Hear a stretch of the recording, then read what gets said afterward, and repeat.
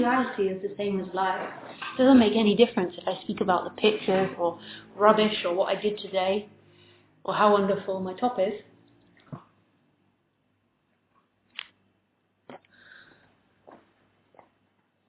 It doesn't matter. It's all life. We try to look for non-duality in the profound or in particular words, but that's the seeker, and the seeker is what veils non-duality. All there ever is what's happening, and what's happening is the gift. The next moment is in the gift. What you understand is in the gift.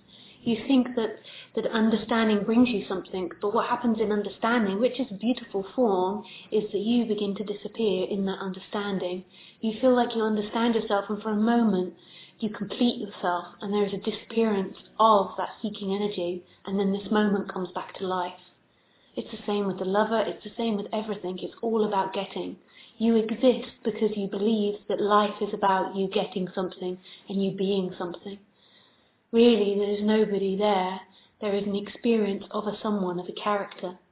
And that character isn't who you are. That character becomes identification when it believes it is someone solid, and it seeks for the next moment for something better. It looks in time for something better. But that person is simply an experience that's coming and going, and it doesn't need to complete itself in time. Completion is. It feels like the functioning is completion in time, because when you get things you feel complete, but actually it's in that moment of getting you disappears, and then all that's left is completion. It is the essence of all things. It is the purpose and the nature of the game. And it's a beautiful game. It's like the constant lover. But to you, when you're separate, you feel like it's an unfair and harsh game because you're trying to get to completion, but you keep looking for it somewhere else, somewhere else, somewhere else. The completion is. That's what's underneath things, and as you begin to clear, there it is, vibrant, free, and knowing of everything. Not knowing intellectually, but nothing is questioned, nothing is not known. Because there is nothing that you could possibly get that would give you anything more. There's nothing you could possibly understand that would give you anything more. The intellect becomes redundant. You shouldn't be watching me from the intellect. Watch me from the spontaneity. The spontaneity is reminding you of your freedom. Because I'm not looking, I'm not seeking, I'm not trying to get something from you or the next moment. You can hear it in the way I speak. You can hear my silence. You can hear my freedom. That's why you listen. But let me sing you home. Don't try and go home. There's nowhere to go. You won't get there. You'll feel frustrated. You'll long for it. It's right here. It's your essence. It's the birthright of all things. And it will be there when you die. It's there supporting you in every moment, in all your agonies and your loneliness and your heartache. It's there holding you, embracing you. It never left you. But you see, you believe you're that person, but actually that person is appearing in God, in the experiencer. That person doesn't feel, that person doesn't look, that person doesn't experience. Who is it then that experiences? That person is a filter placed on top of the light.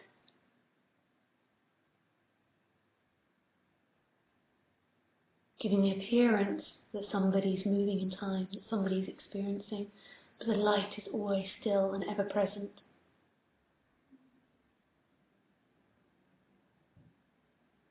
So the metaphor of light is really beautiful. The traditional metaphor for non-duality is,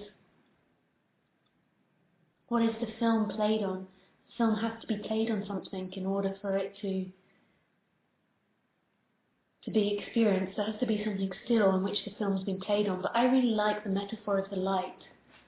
So the way that old-fashioned films worked, I think it's most probably a computer now that you have in the cinemas.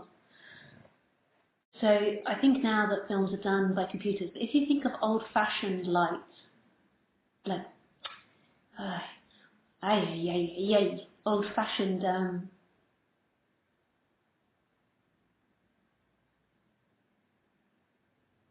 old-fashioned films.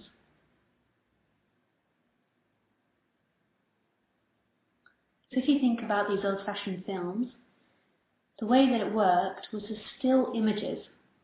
So there were still images, and those still images have light shone through them, and then the still images are moved at a certain speed, and then what it looks like on the screen is it looks like there's a whole world happening.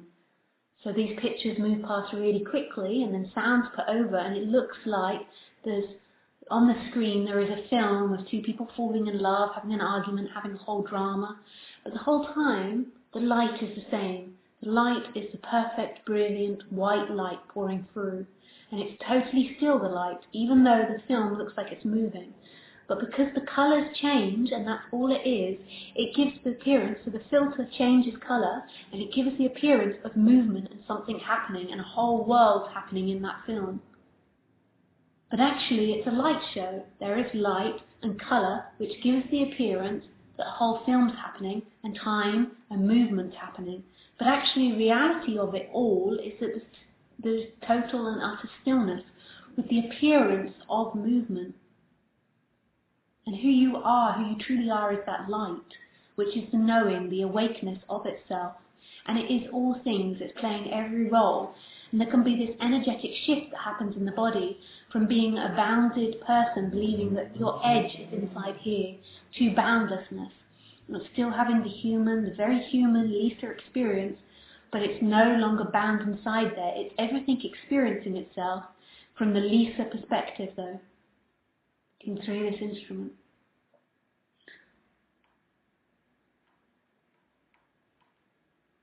And that's the end of suffering.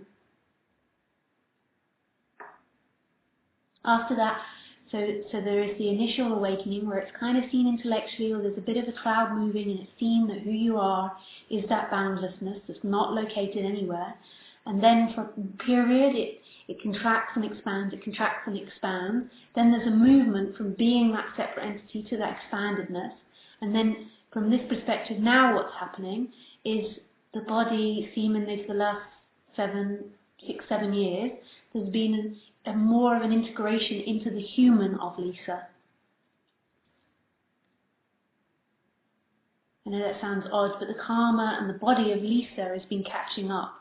So before there were old tendencies, and loads of them fell away when there was that shift, but these tendencies are relaxing. So neurotic patterns that were based on being separate and separation are now relaxing in the body. Still sometimes Lisa can be a neurotic arsehole, but most of the time she's an enlightened saint. But these things, I'm just joking, but there can be a neurosis that comes up, but these things over the years have relaxed more and more because there's no longer that energy that believes it's someone. So Lisa becomes a more balanced, relaxed, peaceful person over time. But that is no longer suffering anymore, even though the still energies working themselves out to become more balanced. It's no longer making a separate entity. So therefore all the emotions and these ideas and old patterns of being go straight through the body and aren't clinging on to make an entity anymore. Now whether that gets to an end or not, I don't know, because in a way you always pick up new patterns of being, but they certainly seem to relax. Maybe one day it'll get to the end when the whole of society wakes up and everyone becomes more balanced. In a way, you're kind of never really separate from the society and the peers.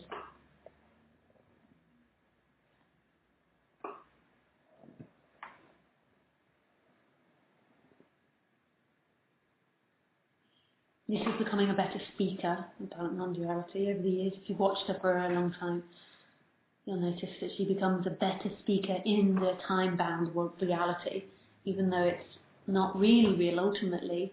In that apparent time of that reality, she's becoming a better speaker about non-duality. I know it sounds like I'm being really arrogant, but I don't give the energy in here doesn't really give two hoots about it. It's just an impersonal observation.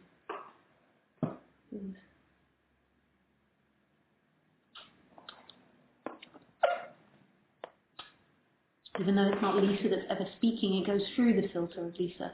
Ultimately, this is spontaneity, this is boundlessness creating. But it doesn't suddenly start talking alien.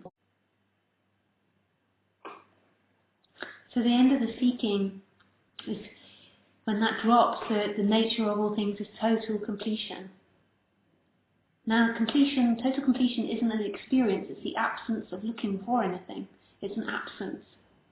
That's what's underneath. But on top, there's this energy of seeking, and it often feels like the seeker is somewhere in the torso. There's two sides of you. There's the person that feels like it's behind the eyes, and then there's these contractions in the body, which are you. And the seeker often feels like it's somewhere in the torso, in the stomach area, but it can be in the heart, and it's always longing. And that's who it believes it is, that combination of things. Longing for the next moment, next, next.